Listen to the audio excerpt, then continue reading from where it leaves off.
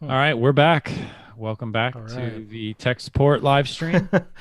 We need some tech support sometimes here. Yeah, we were a victim of our own craziness. So our apologies for those of you Sorry that were for that, watching. folks. We had a little total mix loop back faux pas happening. But nonetheless, Jeff, you were showing us how to get around on the ADI2 DAC GUI. Yeah, that is yeah, it's one of those things that a lot of people tend to have trouble with, but it's super easy once you get your head around it and kind of grasp at it. One second. So it's really just a matter of moving up and down the menus with the two buttons. It's really easy. The manual describes it quite well, but it's still tricky. I mean, I can show it again, but I would refer you to our ADI2 DAC videos, our YouTube video that's shot quite a bit better, and you can actually see everything that's happening. Unlike here with my webcam, um, I kind of go through it pretty deep about how to get around and set up the EQs and change all the options. So that you'll find that on youtube.com/syntaxinc and youtube.com/RME audio. Let's see if we have anybody in here now.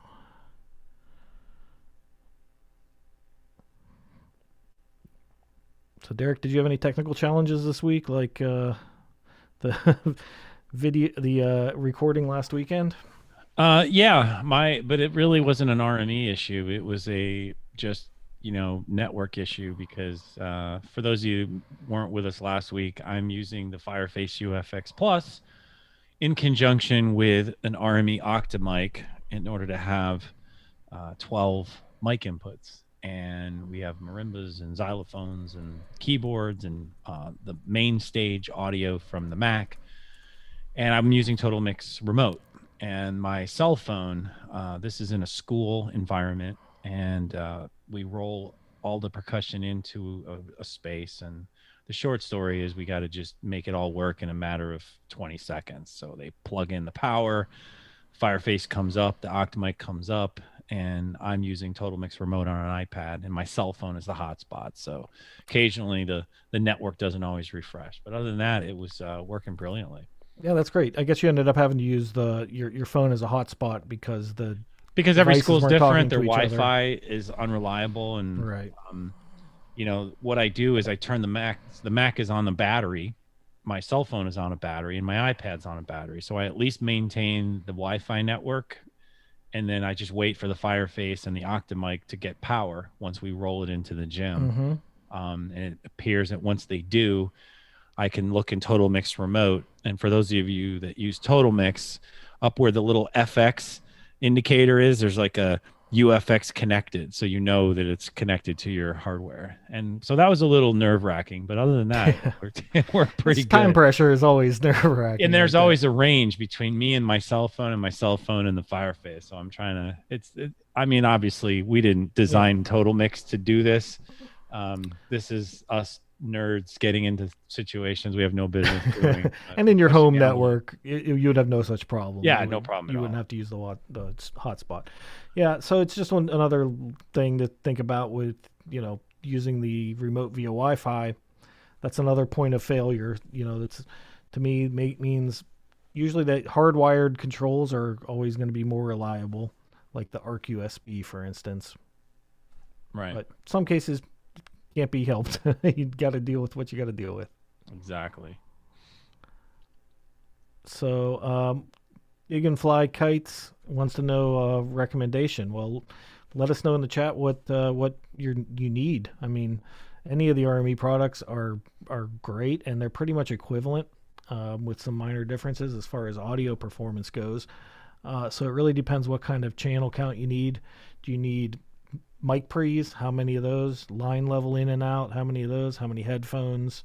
Do you need expansion via ADAT or MADI or AES or SPDIF? So yeah, give us some ideas, and we'll be happy to let you know what you're doing. If you're just recording yourself, or working mostly virtually, then certainly the Babyface Pro FS is top of the line, can't be beat. Yeah, and it's cool. We're very excited. Pretty soon, we're going to have a product selector tool on the site, so people will be able to actually um, ask questions. Hmm. And well, actually, the better way to say it is, it will ask you questions. How many inputs do you want? How many mic inputs do you want? What kind of digital I/O? And kind of walk you through it. But Jeff's right. I mean, it's really comes down to what you need for simultaneous ins and outs, and Yeah. how many mic inputs maybe you want at one time. RME is a little different. They don't build like a good, better, best product line. It's kind of all just made to be pro, and you just get what you need to do the job you're doing. That being said, we do have some, the ADI2, which is a bit superior to the normal Fireface and Babyface in terms of just pure audio performance. But that is definitely a purpose built device for just converting audio. It's not really a recording sound card.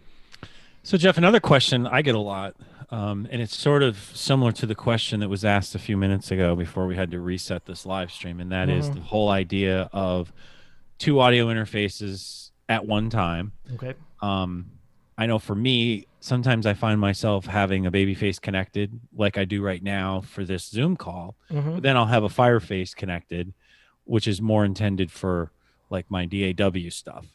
And Right. I sort of work those two independently, even though they're both connected. One's USB 3, one's USB 2. So the question that comes up frequently is seeing it in total mix. I like it as like one total mix window and I toggle between them. And I Right. know other people ask, is there a way to see it in two separate windows? I Yeah. know the answer, of course, but I'm going to let you answer it and sort of talk about that. Absolutely. In the top of Total Mix, if you go to the I file can menu, let you share your screen if you want. sure. So, yeah, let's do that. So, in the top here, on the Mac, it's going to be across that very top edge, but on Windows, you have the file menu.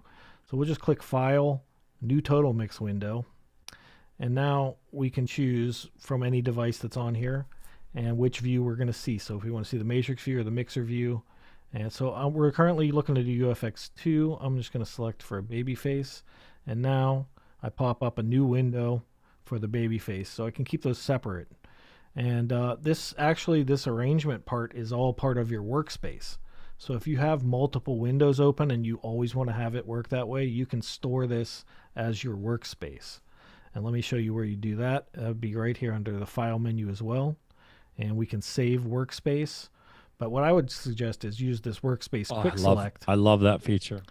And what that will do is just pops up this list and we can store workspaces.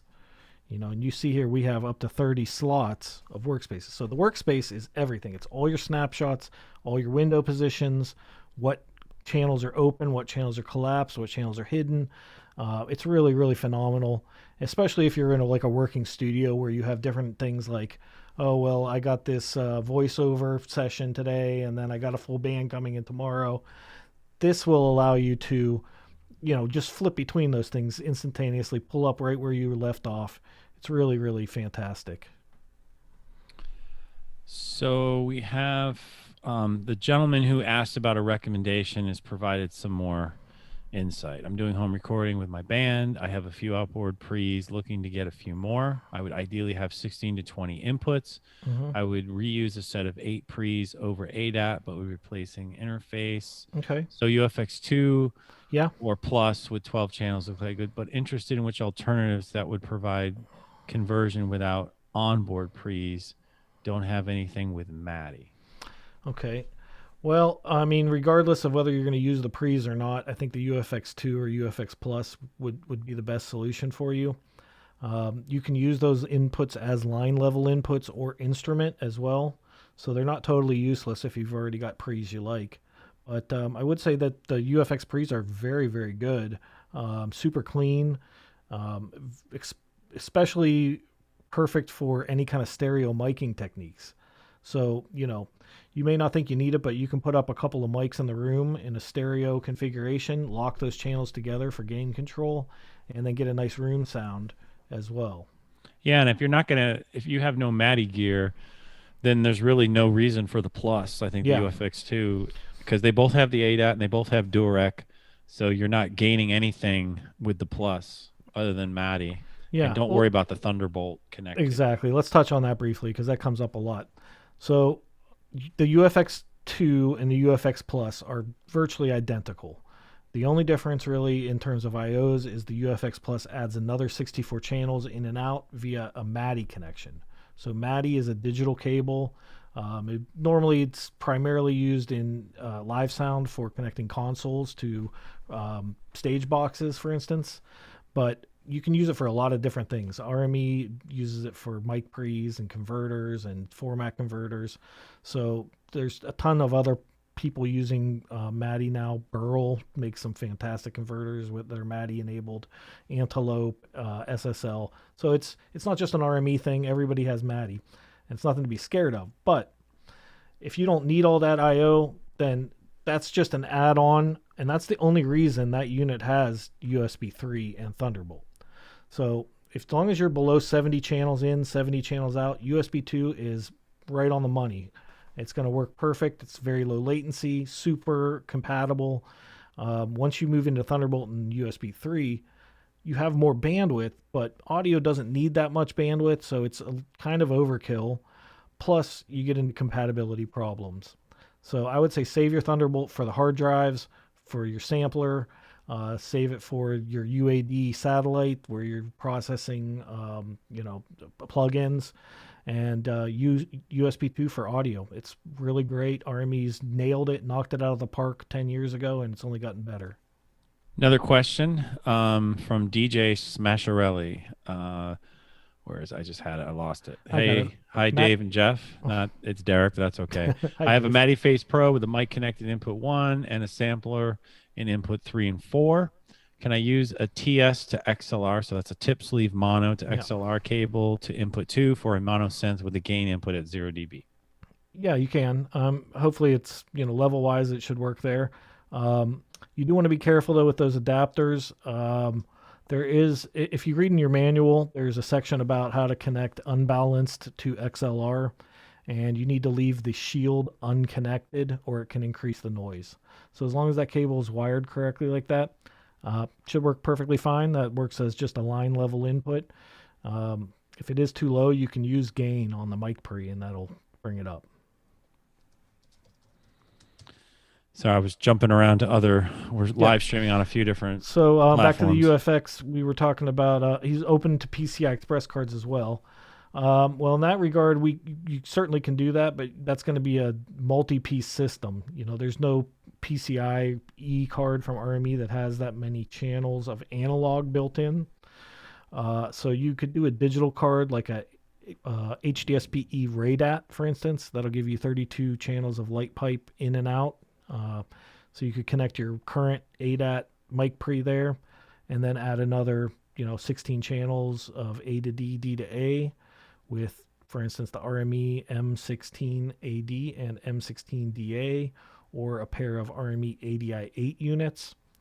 Or really, it's ADAT, so it's agnostic as to the brand. You can bring in any kind of ADAT product that you have and connect it there, even optical SPDIF on one of the ports. So I think, bang for the buck wise, the UFX2 still wins, but you could do a RADAT with another converter and make it happen. Okay. See any other questions? First of all, thank you for being here. We're going to leave this live stream up, and if you have any questions, you can ask them at the web page that you're on, and we'll get those answered. You also can reach us at Syntax, and all our information is right there on that social media page. So I want to thank everybody today who joined us. Sorry for our little technical glitch earlier. My fault. Yeah, my bad. We mess up Total Mix. I've been there. I just didn't expect autoplay, but yeah. Always expect autoplay. So anyway, thanks for being here. Hope everyone has a great week. Take care.